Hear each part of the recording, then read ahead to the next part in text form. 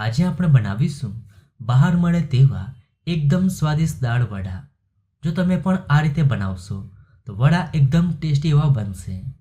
તો વિડીયો ગમે તો લાઈક કરજો અને ચેનલને સબસ્ક્રાઇબ કરવાનું ભૂલતા નહીં। તો ચાલો હવે બનાવીએ।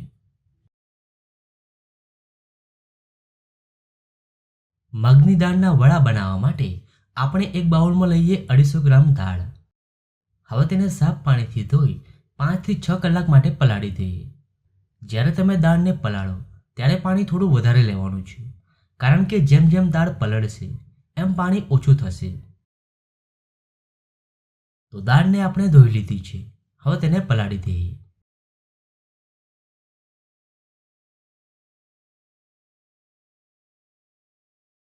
તો દાળને પલળતા 7 કલાક જેવા થઈ ગયા છે અને દાળ એકદમ સારી રીતે પલળી ગઈ છે।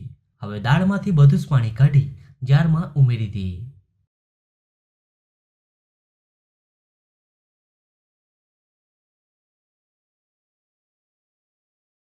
સાથે થોડી કોથમીર અને 2 ચમચી જેટલું પાણી ઉમેરી દાળને અધકચરી પીસી લઈએ।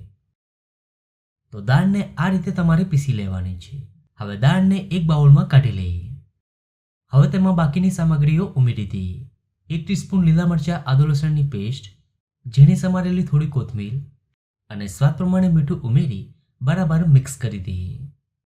તો દાળને એકદમ સારી રીતે મિક્સ કરીશું, જેથી વડા બહારથી ક્રિસ્પી અને અંદરથી સોફ્ટ બનશે। તો દાળને આપણે ખૂબ સારી રીતે મિક્સ કરી લીધી છે। હવે આપણે વડા બનાવી લઈએ। હવે ગરમ તેલમાં આ રીતે વડાને ઉમેરતા જઈએ। આ વડાને આપણે મીડિયમ ટુ હાઈ ફ્લેમ પર તળવાના છે। તો દાળ વડા હલકા ગોલ્ડન ક્રિસ્પી થાય ત્યાં સુધી આપણે તેને તળીશું। તો તમે જોઈ શકો છો વડા ખૂબ સરસ ફૂલ્યા છે। વડાને આપણે બંને સાઈડ સારી રીતે તળીશું।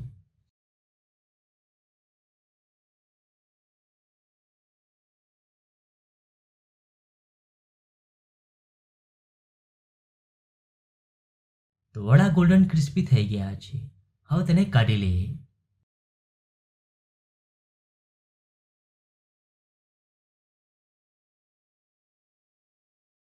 તો બહારથી ક્રિસ્પી અને અંદરથી સોફ્ટ, ખાવાની મજા પડે તેવા ખૂબ જ સરસ વડા બનીને તૈયાર છે। તો તમને આ વડાની રેસીપી કેવી લાગી? જો રેસીપી ગમી હોય તો વિડીયોને લાઈક અને શેર કરજો।